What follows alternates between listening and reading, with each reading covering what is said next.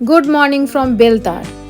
বেলতারে আজ আমাদের চেক আউটের দিন, আর এখান থেকে চেক আউট করে আমরা সোজা চলে যাব কার্শিয়াংয়ে। কার্শিয়াংয়ে একটা রাত আমরা থাকব এবং তার সাথে যে জায়গায় আমরা রাত্রিনিবাস করব সেই হোমস্টেটা ঠিক কীরকম সেটাও শেয়ার করব। তার আগে কার্শিয়াং যাওয়ার পথে বিভিন্ন সাইট সিন করতে করতে যাব। আমরা কোথায় কোথায় যাই সেগুলো দেখার জন্য সাথে থাকো। বেলতার ভিলেজ ছাড়িয়ে আমরা যখন ওপরের রাস্তা ধরেছি ঠিক তখনই এই ছোট্ট গ্রামটা দেখে ড্রাইভার দাদা বললেন এটাই ওনাদের গ্রাম। কি অপরূপ সৌন্দর্য না এই গ্রামটা। আমরা এখন চা বাগানের বুক চিরে সোজা চলেছি আমাদের প্রথম সাইট সিনের পথে। সেগুলো না হয় দেখে নেওয়া যাক একে একে করে, যে আমরা কতগুলো জায়গা ঘুরে কার্শিয়াং শহরে পৌঁছতে পারি।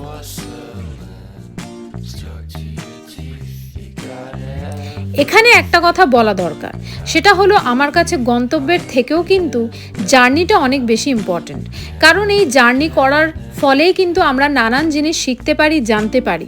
তাছাড়া গন্তব্যে যদি একবার পৌঁছে যাই তখন তো আমরা সেই জায়গাটাকে এক্সপ্লোর করেই ফেলবো, কিন্তু যতক্ষণ আমাদের কাছে জায়গাটা অচেনা থাকে, অজানা থাকে, ততক্ষণ কিন্তু সেই রোমাঞ্চ আমাদের মনের ভেতরে থাকে। এই কুয়াশা ঢাকা রাস্তা আমার মনের মধ্যে এক অনাবিল আনন্দের সৃষ্টি করে। এই পরিবেশ আমায় মুগ্ধ করে, এই পরিবেশ আমার মনে শান্তি এনে দেয়, আর সেই জন্যই বারে বারে ছুটে যাই আমি পাহাড়ের উদ্দেশ্যে।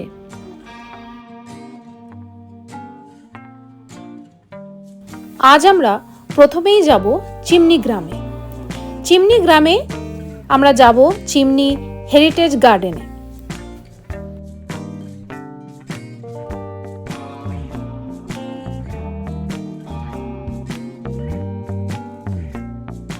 চিমনি গ্রামে ঢোকার সাথে সাথে পুরো গ্রামটাই আস্তে আস্তে কুয়াশায় ঢেকে আমাদের অভ্যর্থনা জানালো। প্রথমেই আমরা চলে যাব চিমনি হেরিটেজ গার্ডেনে। এই গার্ডেনের টিকিট মূল্য 20 টাকা জনপ্রতি, এবং এই গার্ডেনে ঢোকার টাইম হচ্ছে সকাল 10টা থেকে বিকেল 4টে। বৃহস্পতিবার এই গার্ডেন বন্ধ থাকে। 1839 সালে ব্রিটিশরা এখানে একটি ডাকবাংলো তৈরি করেন। কালের নিয়মে পরবর্তীকালে এই ডাকবাংলো ভেঙে যায়, কিন্তু অবশিষ্ট রয়ে যায় এই বিখ্যাত চিমনি, যার নামেই কিন্তু এই গ্রামের নামকরণ করা হয়েছে চিমনি গ্রাম। এই চিমনির উচ্চতা 24 ফুট।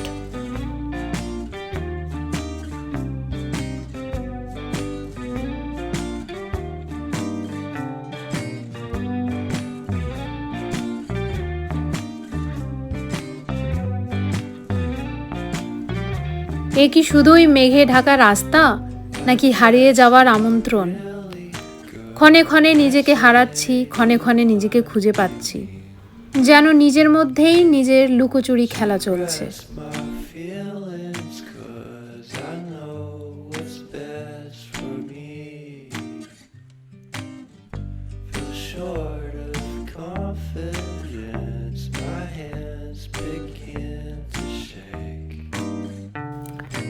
এখন আমরা এসে উপস্থিত হয়েছি ভিক্টোরিয়া বয়েজ স্কুলে।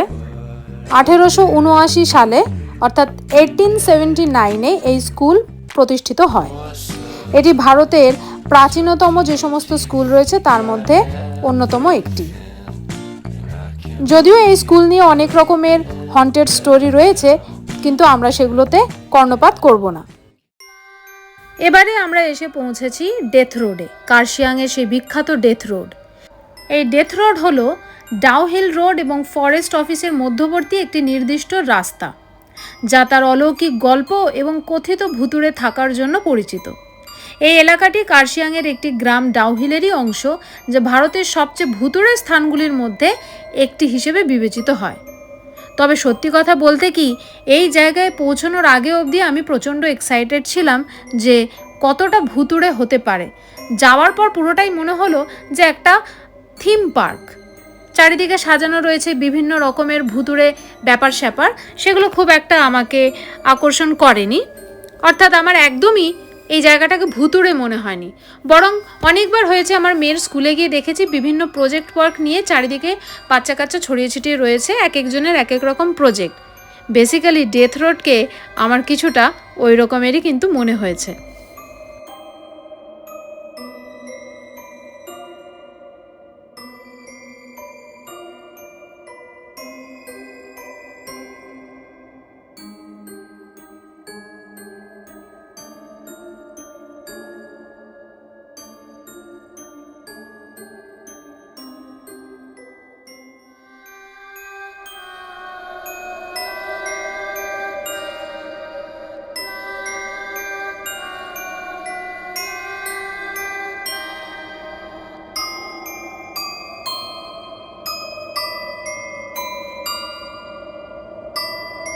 আচ্ছা, এই কাঠের লক দিয়ে তৈরি ট্রেন, এর সাথে ভূতের কি কানেকশন থাকতে পারে বলুন তো?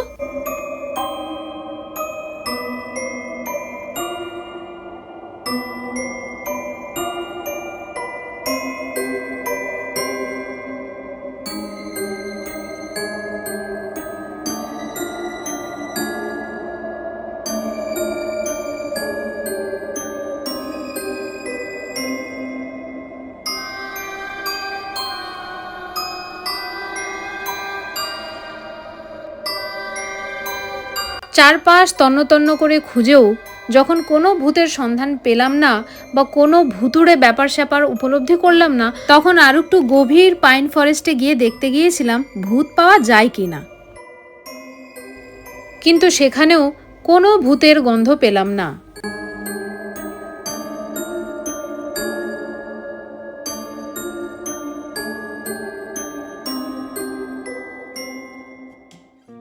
তবে এটা বলতে বাধ্য হচ্ছি যে এখানকার যে পাইন বন রয়েছে সেটা ফটো তোলার বা ভিডিওগ্রাফি করার জন্য একটা আদর্শ জায়গা। তো যারা যারা ফটো তুলতে বা ভিডিওগ্রাফি করতে পছন্দ করো তারা অতি অবশ্যই আসতে পারো ডেথ রোডের এই পাইন ফরেস্টে। তবে এখানে কোনো ভূতের গন্ধ পাবে না, অদ্ভুতের কোনো জিনিসও এখানে নেই, সবটাই মনের ব্যাপার।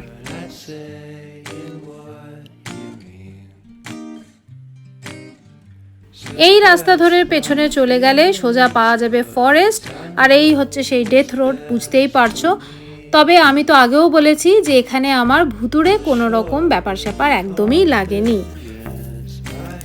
বরং আমি ভালো মতন ফ্যামিলির সাথে একটা ভালো সময় কাটিয়েছি। ভূত তো খুঁজে পাওয়া গেল না, কিন্তু ভূত খোঁজার জন্য যে প্রবলেমটাই আমরা পড়লাম তা হলো আমার মেয়ের পায়ে ফোসকা পড়ে গেছে, এতই ও ভূত খুঁজে বেরিয়েছে, সঙ্গে আমিও। তাই সিদ্ধান্ত নিলাম যে এবার অনেক হয়ে গেছে ভূত খোঁজাখুঁজি, এবারে আমরা চলে যাই আমাদের নতুন জায়গায়।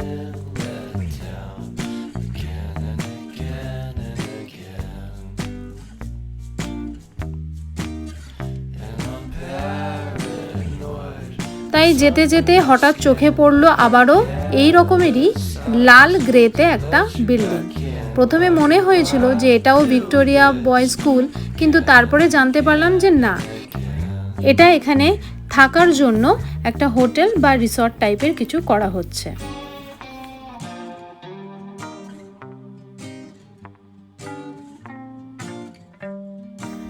তার ঠিক পরেই আমরা পৌঁছে গেলাম কুশাং নামড্রোলিং মনাস্ট্রিতে। পাহাড়ে ঘুরতে এসেছি অথচ মনাস্ট্রিতে যাব না তা কি করে হয়? তাই ড্রাইভার দাদাকে বললাম কাছাকাছি যদি কোনো মনাস্ট্রি থাকে আমাদের সেখানে নিয়ে চলুন। এটি একটি বুদ্ধিস্ট মনাস্ট্রি, চারিপাশের পরিবেশ খুবই নিরিবিলি এবং খুবই শান্ত। আর এই মনাস্ট্রির ঠিক বাইরের দিকে বেরিয়ে এলে দেখতে পাওয়া যাবে লামাদের পড়াশোনার হোস্টেল।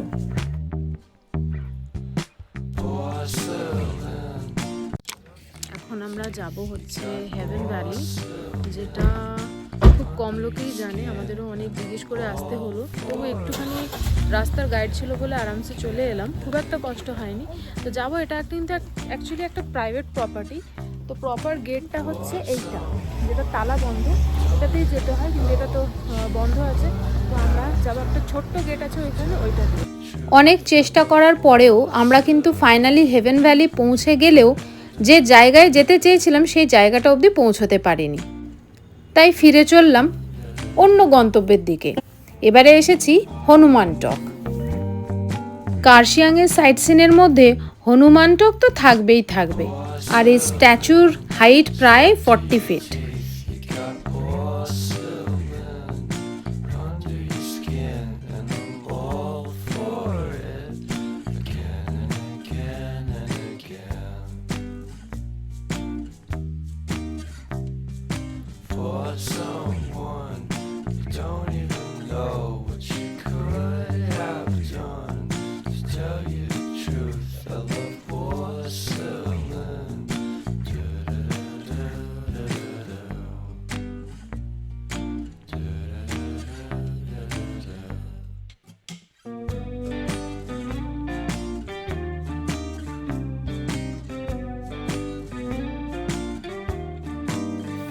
তবে একটা সিক্রেট জানিয়ে রাখি, হনুমানটক যদি ঘুরতে আসো তাহলে হনুমান স্ট্যাচু তো দেখবেই, মন্দিরও দেখবে, কিন্তু তার সাথে একটা টিপস দিচ্ছি।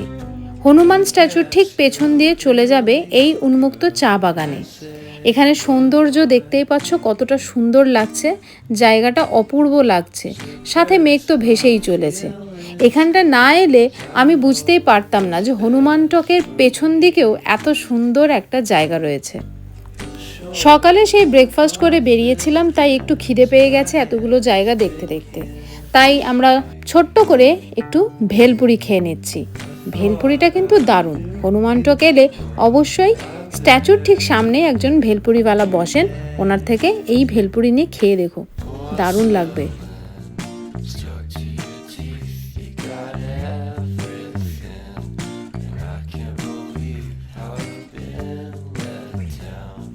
কি বলেছিলাম না, জায়গাটা অপূর্ব, অসাধারণ।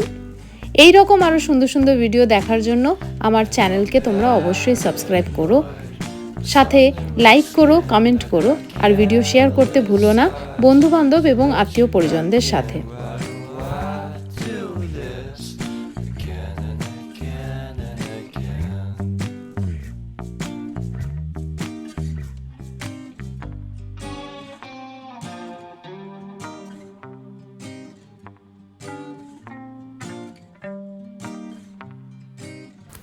এভাবেই এখানে বেশ কিছুটা সময় আমরা নিজেদের মতন নিজের মনের আনন্দে মেতে উঠেছিলাম, এবং মেঘের খেলা দেখতে দেখতে সময়টা কখন যেন ফুস করে পেরিয়ে গেল। তারপর আমরা এখান থেকে বেরিয়ে চলে গিয়েছিলাম আমাদের নেক্সট গন্তব্যর দিকে। আর আমাদের এক্ষেত্রে নেক্সট গন্তব্য ছিল আমাদের হোমস্টে। বাকি যে সমস্ত সাইট সিনগুলো রয়েছে সেগুলো আমরা আমাদের হোমস্টে থেকেই সম্পূর্ণ করব। আমাদের আজকের রাতের ঠিকানার নাম হলো অতিথি গৃহ হোমস্টে। অতিথি গৃহ হোমস্টে থেকে নেতাজি মিউজিয়াম এবং গিদ্দা পাহাড় দুটোই কিন্তু একদম পায়ে হাঁটা পথ।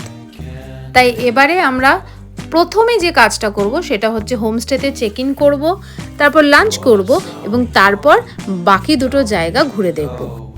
আজকের ভিডিও খুব বেশি লম্বা করব না, তাই আগামী পর্বে থাকবে আমাদের হোমস্টের যাবতীয় খুঁটিনাটি, তার লোকেশন এবং হোমস্টে থেকে গিদ্দা পাহাড় ভিউ পয়েন্ট ঘুরে দেখব আর দেখব নেতাজি মিউজিয়াম।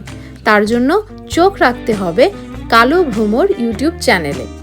আর যারা ফেসবুকে দেখছো তারাও দেখো অতি অবশ্যই ফেসবুকের কালো ভ্রমর পেজে। ততক্ষণ অবধি টাটা।